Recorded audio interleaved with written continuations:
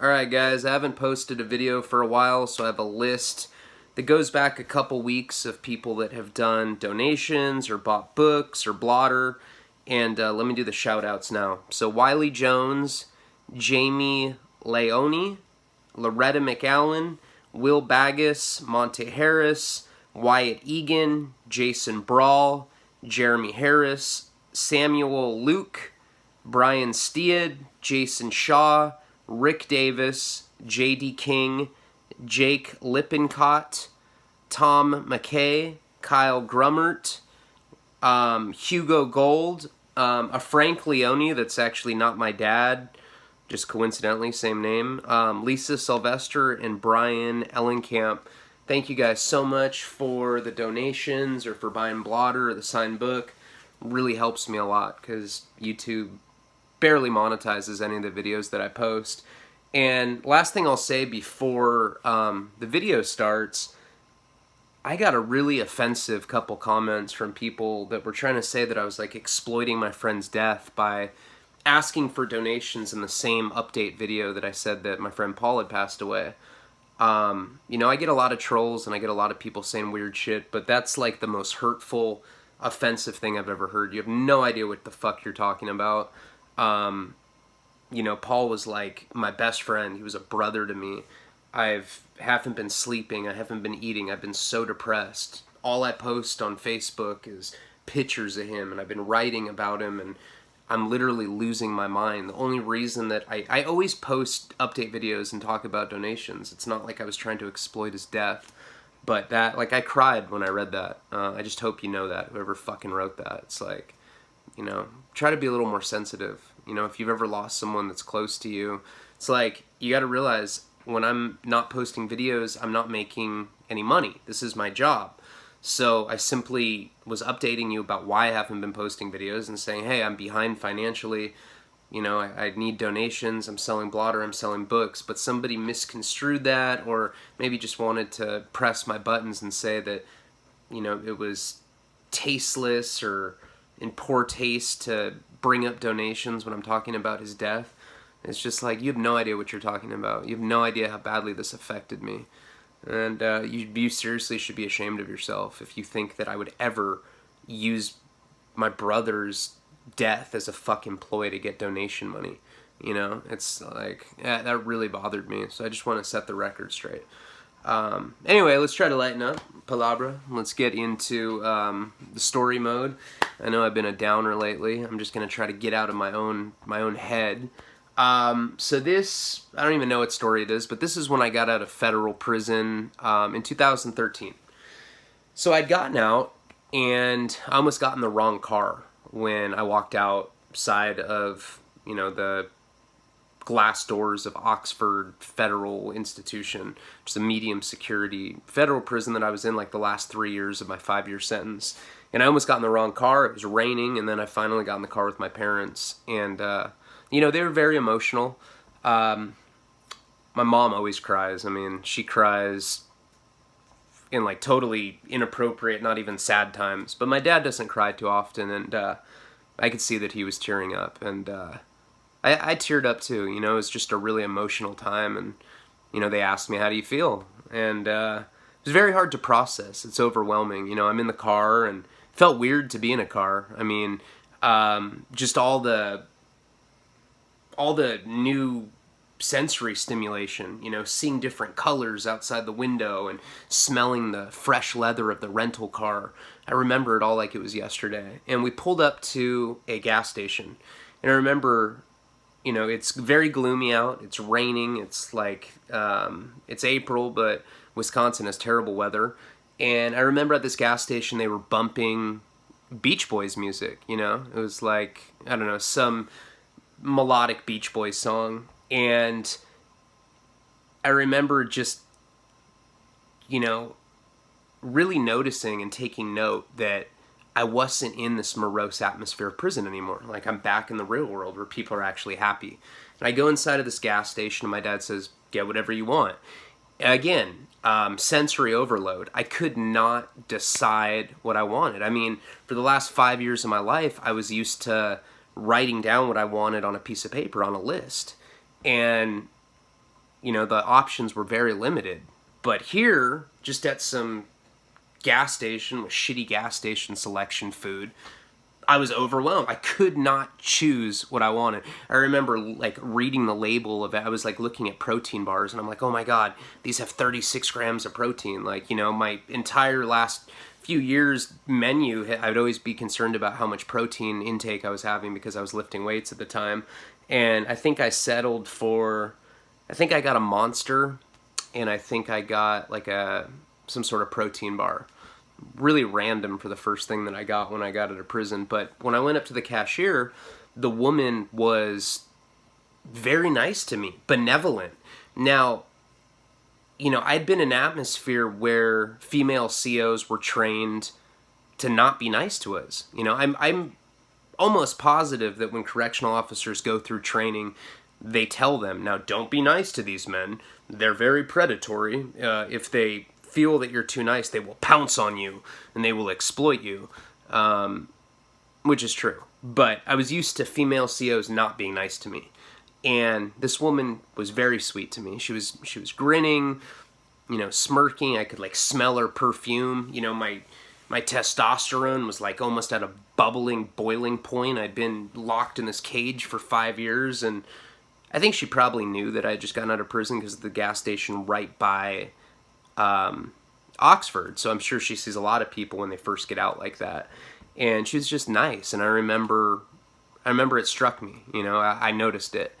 And we got back in the car, and my dad had, you know, called like a couple like of my aunts and uncles, and he was kind of passing the cell phone to me.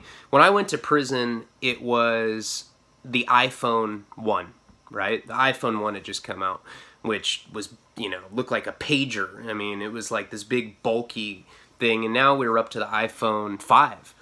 And I remember it was very hard to use. You know, my dad was giving it to me.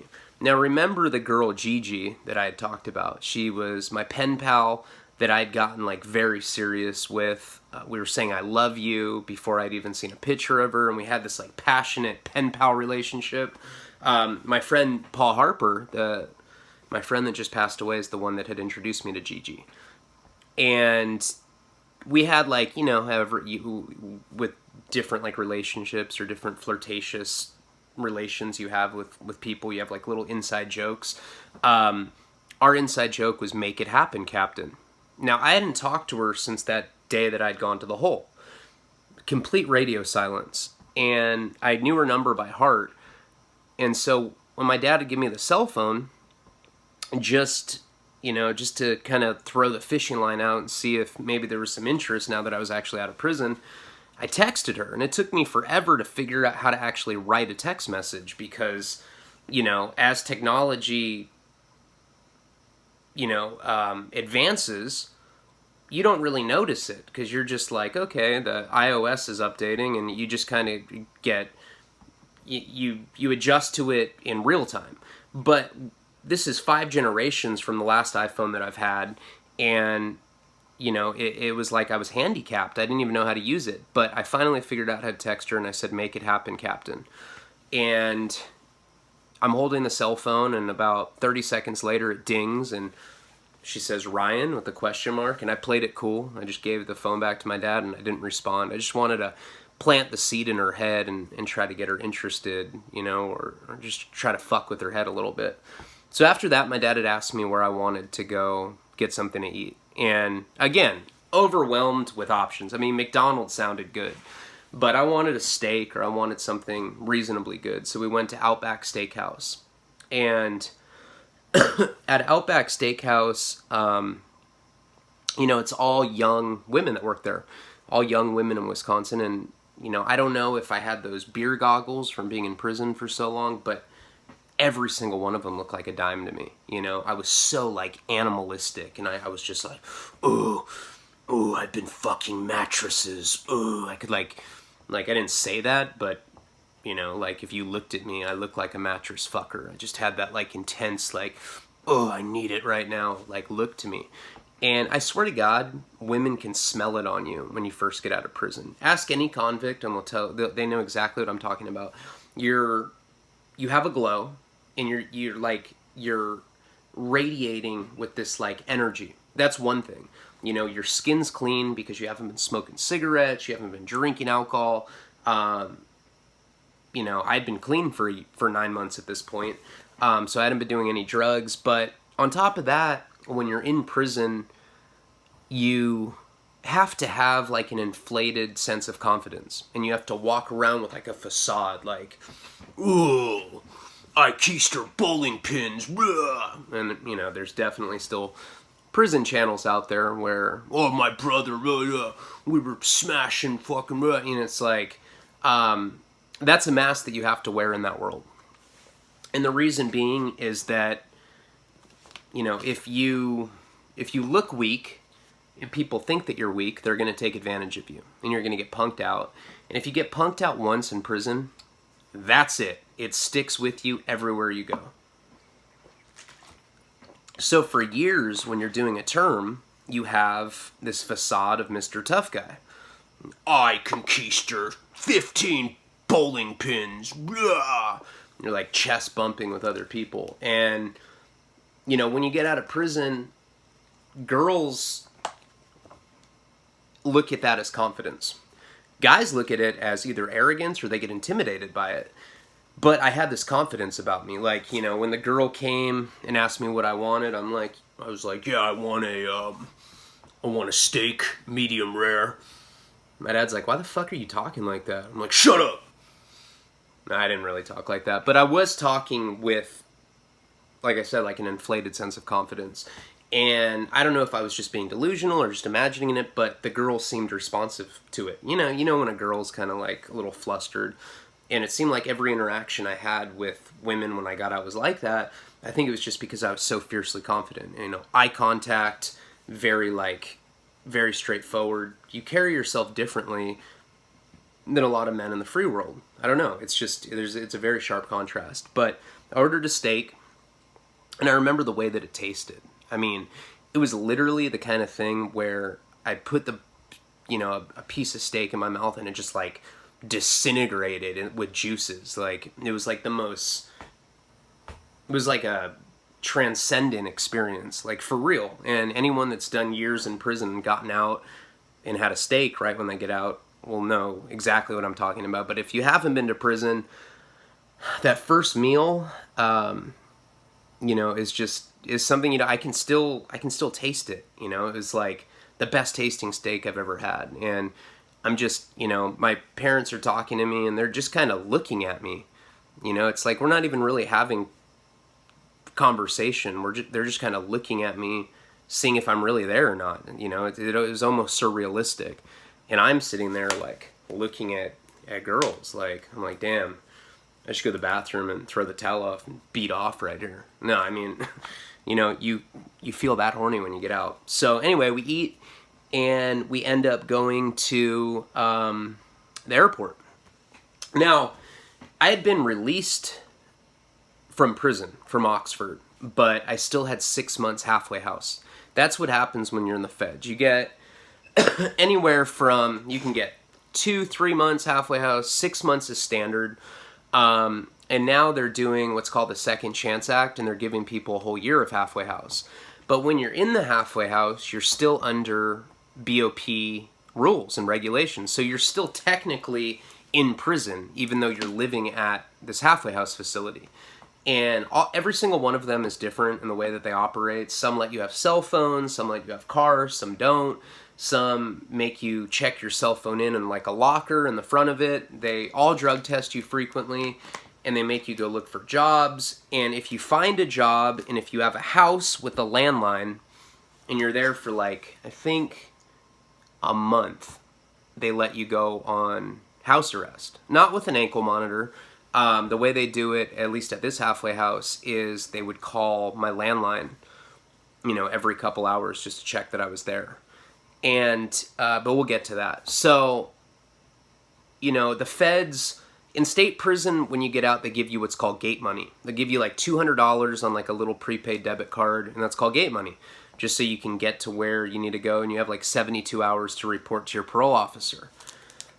In the feds, they don't give you anything. They don't give you $1. They'll get you a bus ticket home. Like, if my parents didn't come to pick me up, then I would have taken a Greyhound all the way from Wisconsin to Los Angeles.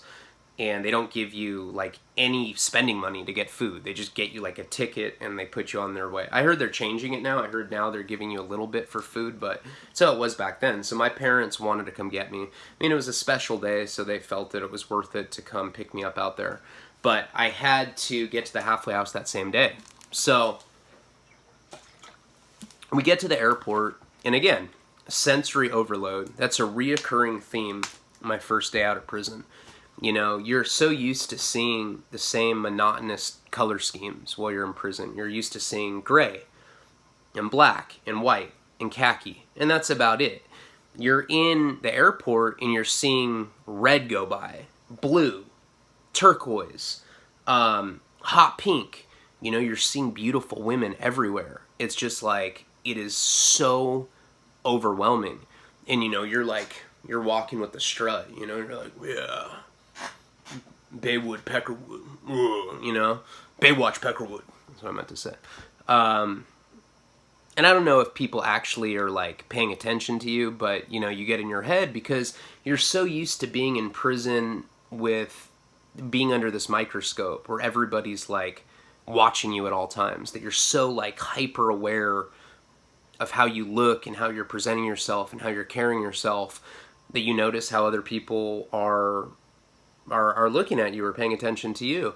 And another thing that I noticed that was much different, see, I went in 2009 and I got busted in 2008 and I got out in 2013. And like I said, when I first went in, the new iPhone had just come out, the first generation iPhone. Now, smartphones were ubiquitous. And I remember when I went in 2009, you know, you didn't go to a public place and everybody's just like tweaking out on their cell phone. But that's how it was in 2013. It was much different than before. Like, I'm at the airport and everybody's just like hunched over on their phone. And I didn't have a phone. My dad had his phone, and I was like, "Hey, Dad, let me see your phone." But I didn't even really know how to use it.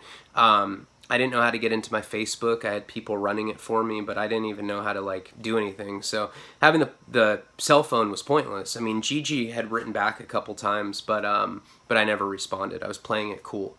And eventually we get on the airplane.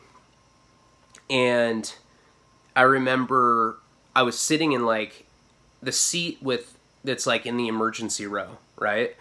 You know, when the flight attendant comes up and is like, "Sir, in the event of an emergency, can we count on you to like blah, blah, blah, to open this door?" And I'm like sitting there and I'm just kind of like looking at her. I'm kind of dazed out like in my head just because I'm so overwhelmed with everything that's going on. And I remember this lady that was sitting across from me was like, "Sir, just say that you understand." Like, she came at me really sideways. And I was just like, "What?" And I like snapped at her, and my dad like put his hand on he's like, "Son." I'm like, "Why are you talking to me like that? Don't fucking come at me like that." I was listening to what she had to say. It's important. Do you realize how important my job is? I saved the whole fucking row right here if we go down. And like other people in the airplane are all like getting all like sketched out. And she's like, "Okay, I'm sorry." And it's just so funny in the real world how people like, you know, like they're not confrontational. It's very one-sided, you know. They're used to just barking at somebody, but they're not used to somebody being like right back at them. And like she was visibly a little shaken with how I responded, and so were like the people around us. And my parents were just like, "Oh my God, my son is a bona fide convict now." And I'm just like, you know, like making like fierce eye contact with this lady the whole time. And anyway, I remember, you know, in the front of the seat, you could like use a credit card and you could like binge watch shows on like HBO and Showtime. And I was